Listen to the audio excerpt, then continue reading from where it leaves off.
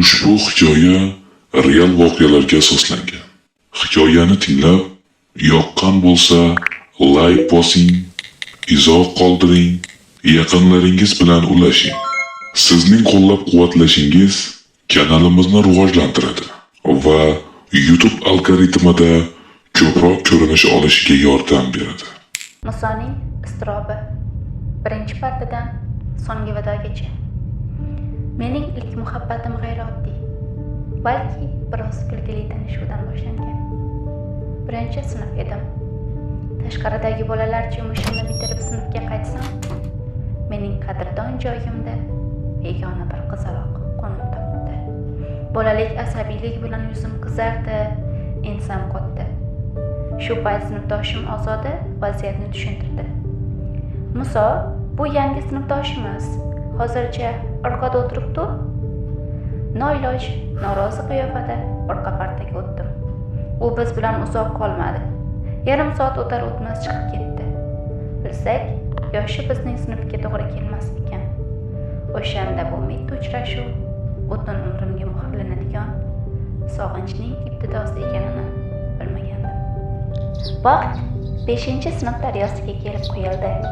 Yangi maktab, yangi muhit. Sinfimizga Sherzod ismli bola keldi. Tezda tillashib ketdik. Sho'xliklarimiz, jinniliklarimiz bir edi. 6-sinfga o'tganimizda u bilan Umrinso sevishib qolishdi. Men o'shanda hech kim bilan gaplashmasam-da, nihoyatda kuzatuvchan edim. Hatto ba'zan ularga maslahatgo'y ham bo'lardim. Keyinchalik yillar o'tib Umrinsoning o'zi iqror bo'ldi. Aslida u Sherzodni emas, Sherzod uni sevgandek ko'rinsa-da, qalb olovi Umrinsoning o'zida kuchliroq bo'lgan ekan. 7-sinf hayotimda burilish yasadi. Maktab, internatda o'qirdik. Uyimiz uzoqligi sababli shanba, yakshanba kunlari yotoqxonada qolardik. O'sha kimsasiz damlarda hamma uy-uyga ketganida Umrinso, men va yana bir necha bolalar birga vaqt o'tkazardik. Birga dars tayyorlar, hayotdan suhbatlashar edik. Aynan o'sha damlarda qalbimning bir chekkasida muhabbat atalmish gul bargozdi. Go'yo u gulni sovuq emas, alanga qurshab turgandek edi. Atrofimdagilar buni darrov sezib, "Sevib qolibsan" deb masxara qila boshlashdi. Ammo bu pichinglar menga zarracha ta'sir etmasdi. Mening butun olamim Umrinsoga aylanib bo'lgandi. Do'stim Asad bir kuni holimni ko'rib, daldali ohangda dedi: "Muso, hamma bilan beg'am gaplashasan, kezi kelsa ushasan ham. Lekin Umrinsoni ko'rsang ajina ko'rgandek dovdirab titray boshlaysan. Borib shartta ayt, vassalom. Yo o'zim aytaymi?" "Eh do'stim", dedim, ichimni kemirayotgan qo'rquvni yashira olmay. "Sen aytgandek oson bo'lsa ekan, qandaydir ko'rinmas kuch uning yonida meni shor qilib qo'yadi. Necha bor uning sinfi tomon yo'l oldim. Ammo ostonaga yetganda oyoqlarim o'zimga bo'ysunmay qolardi. Yuragimning dukullashi o'zimga shunchalik baland eshitilardiki, go'yo hamma eshitayotgandek ortga shalvirab qaytardim. Oxiri bir kuni do'stlar davrasida ichimdagini to'kib soldim. Biroz yengillashgandek bo'ldi. Ammo jo'ralardan biri bu gapni yoyib yubordi. Internet kichik joy. Nomimiz el og'ziga tushdi.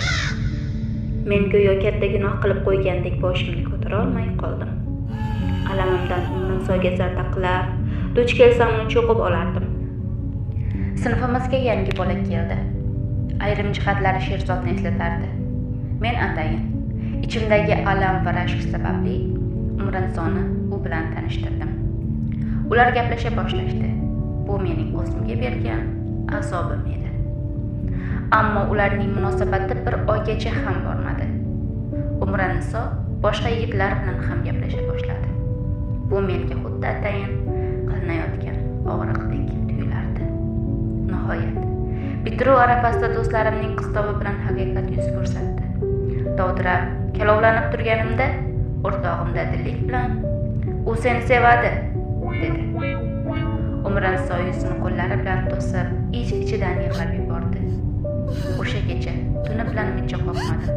Hatto do'stim Asad ham unga ko'ngil qo'yganini aytganida ustimdan muzdek suv quyilgandek bo'ldi-yu, lekin bemalol gaplashaver deya oldim xolos. Uni shunday sevardimki, u haqidagi har qanday yomon gapga kar va ko'r bo'lib qoldim. Uning rad javobi qisqa va lo'nda bo'ldi. Sevgingni hurmat qilaman, lekin seni sevolmayman. Do'stligimizga putur yetishini istamayman. Maktab tugadi. Uni unutish uchun institutga kirdim. Qalbimni sukunatga o'radim. Oradan yillar o'tib, taqdir meni yana o'sha yerga, o'zimizning qadrdon maktabimizga amaliyotchi, o'qituvchi qilib qaytardi. Yo'laklardan o'tarkanman, har bir burchakda o'sha eski hislar, o'sha o'smirlik hayajonlar uyg'onib ketdi. Bugun o'sha kunlarni xotirlarkanman, jilmayib qo'yaman. Bu balki yetishilmagan muhabbatdir. Lekin hayotim sahifalaridagi eng shirin va pokiza tushdek o'tib ketdi. Umrinisoning iztirobi, irodali qalb qissasi.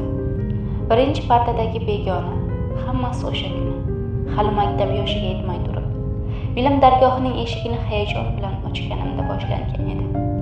Maqsadim o'qish emas, shunchaki maktab muhitini his qilish, darslarning qanday o'tishini ko'rish edi.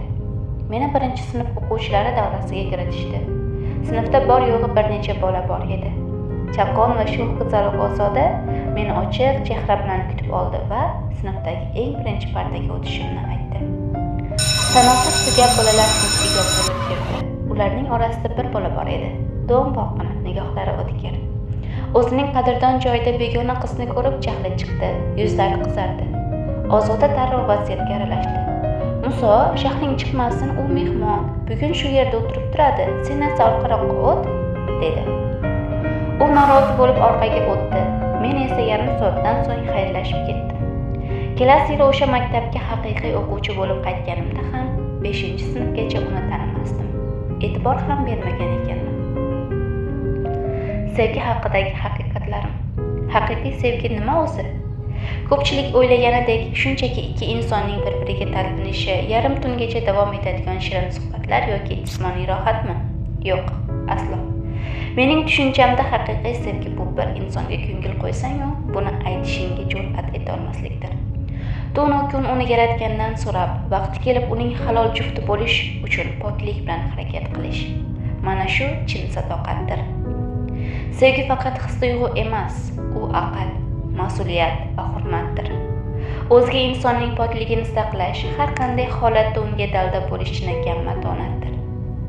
Mana shunday pokiza sevgi menga nisbatan bor ekan.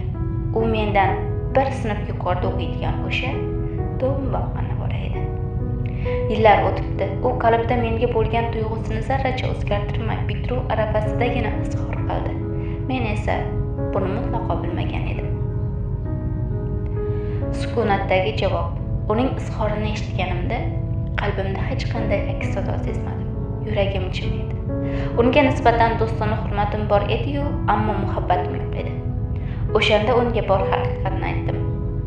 Yuraging meni tanladi, bilaman. Ammo yuragim jim, sukutda hozir. Mehring pok, so'zlaring buncha samimiy, lekin men bu tuyg'uni qaytara olmayman, kechir. Sevgi majbur emas, u erkin tuyg'u. Qalb buyruq bilan sevib keta olmas. Shu sabab rostini aytaman, sekin. Afsus, sevgingga javob bera olmas. Yangi yo'l. Huquq va iroda. Hozir hayotim butkul boshqa o'zamda. Men huquq sohasida bilim olyapman. Hayotimni sevgi deb atalgan o'tkinchi va ortiqcha hayajonlar bilan sarflash xato ekanini allaqachon anglab yetganman.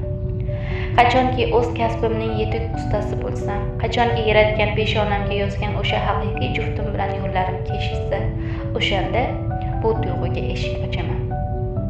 Hozir esa faqat maqsad, faqat bilim va mustahkam iroda davri.